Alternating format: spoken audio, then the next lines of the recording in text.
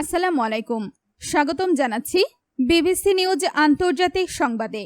শুরুতেই সংবাদ শিরোনাম, এরপর বিস্তারিত। দোহায় মার্কিন প্রতিনিধিরা, তবে সরাসরি বৈঠক হচ্ছে না ইরানের সঙ্গে। যুদ্ধবন্ধে ইউক্রেনের প্রস্তাব ফিরিয়ে দিচ্ছে রাশিয়া, জেলেনস্কি। জ্বালানির দাম নিয়ে ট্রাম্পের নতুন নির্দেশ, না মানলে ব্যবস্থা। ইসরায়েল সীমান্ত পর্যন্ত সেনা মোতায়েন করবে লেবানন। দর্শক, এতক্ষণ শুনছিলেন সংবাদ শিরোনাম, এখন বিস্তারিত। আপনি যদি ইসরায়েলের ধ্বংস চান এবং মুসলিমদের পাশে থাকেন, তাহলে ভিডিওতে লাইক করে চ্যানেলটি অবশ্যই সাবস্ক্রাইব করে দিবেন এবং আপনার মূল্যবান মতামত অবশ্যই কমেন্টে লিখে জানিয়ে দিবেন।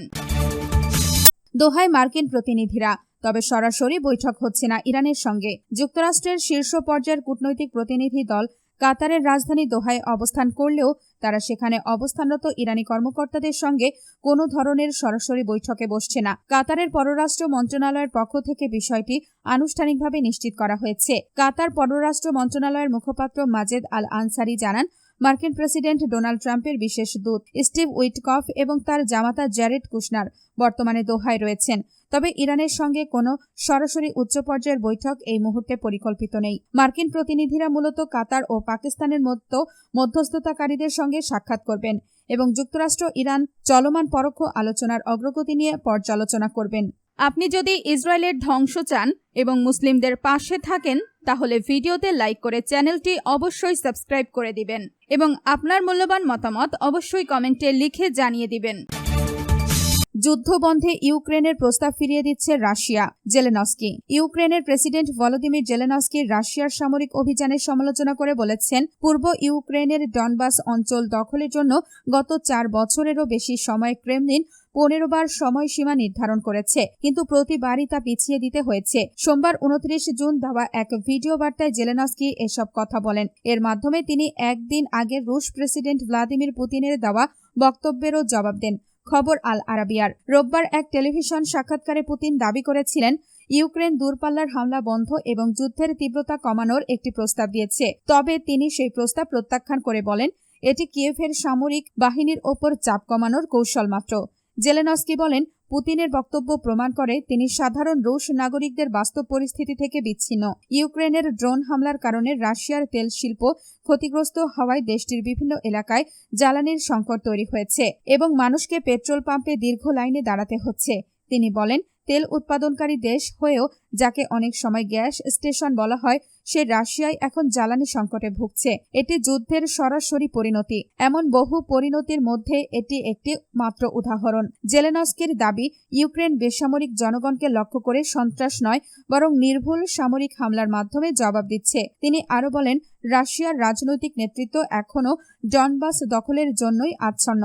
তবে রাশিয়া যদি যুদ্ধ বন্ধ না করে, তাহলে ডনবাস পুরোপুরি দখলের নির্ধারিত সময়সীমা আবারও পিছিয়ে দিতে হবে। 2022 সালের ফেব্রুয়ারিতে ইউক্রেনে পূর্ণমাত্রার আগ্রাসন শুরুর পর প্রথমে রাশিয়া রাজধানী কিয়েভ দখলের চেষ্টা চালায়। সেই প্রচেষ্টা ব্যর্থ হলে তারা সেনা প্রত্যাহার করে পূর্বাঞ্চলীয় ডনবাস অঞ্চলে অভিযান জোরদার করে।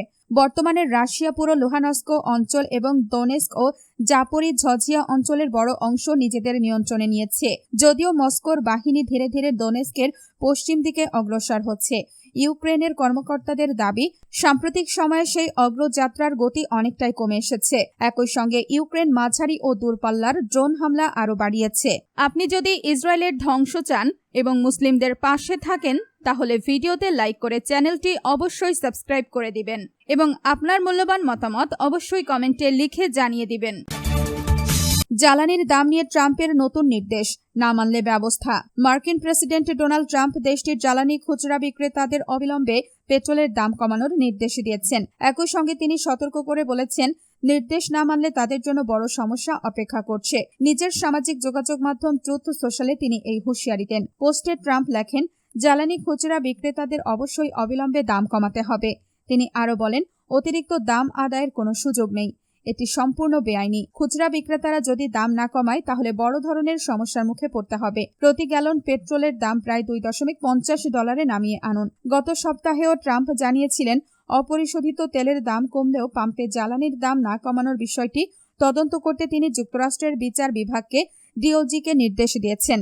আপনি যদি ইসরায়েলের ধ্বংস চান এবং মুসলিমদের পাশে থাকেন, তাহলে ভিডিওতে লাইক করে চ্যানেলটি অবশ্যই সাবস্ক্রাইব করে দিবেন এবং আপনার মূল্যবান মতামত অবশ্যই কমেন্টে লিখে জানিয়ে দিবেন। ইসরায়েল সীমান্ত পর্যন্ত সেনা মোতায়েন করবে লেবানন। পুরো ভূখণ্ডে সার্বভৌমত্ব প্রতিষ্ঠা করতে ইসরায়েল সীমান্ত পর্যন্ত সেনাবাহিনী মোতায়েন করা হবে বলে জানিয়েছেন লেবাননের প্রেসিডেন্ট জোসেফ আউন। মধ্যপ্রাচ্যে যুক্তরাষ্ট্রের সামরিক বাহিনীর প্রধান অ্যাডমিরাল ব্রাড কুপারের সঙ্গে বৈঠকে তিনি একথা জানান। বৈঠকে গত সপ্তাহে যুক্তরাষ্ট্রের মধ্যস্থতায় ইসরায়েল ও লেবাননের মধ্যে স্বাক্ষরিত শান্তি চুক্তি নিয়ে আলোচনা হয়। অ্যাডমিরাল কুপার লেবাননের সেনাপ্রধান রড লফ হাইকোলের সঙ্গেও বৈঠক করেন।